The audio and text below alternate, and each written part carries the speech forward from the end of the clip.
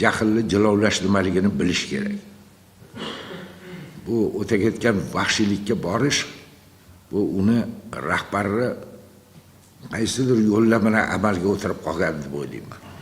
Nimaga desa, qanday bo'lgan sharoitda ham ichki ishlar idorasi xodimi o'zini ushlashni bilish kerak. Biz masalan bunaqa o'zidan ketib qolgan rahbarlarni aslo kechirmaymiz. Har bir bo'lgan yig'ilishda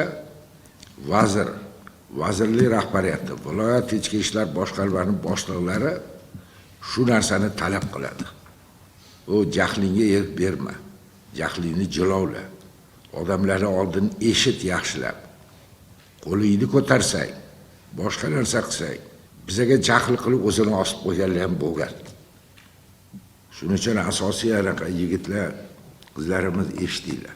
İnsanlarga nisbatan mehr, muhabbat degan narsa hammasi mamlakamizda bo'lishi shart. Siz bilan biz faqat qamalish uchun yaratilmaganmiz.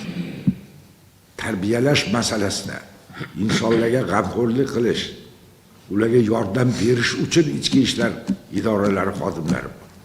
Shu narsa hech qachon esimizdan chiqmasin.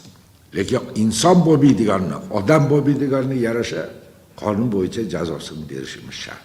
Shuning uchun bizda har xil odamlar ham bo'lgan. Hozir ham uchrab turadi bitta yarimta.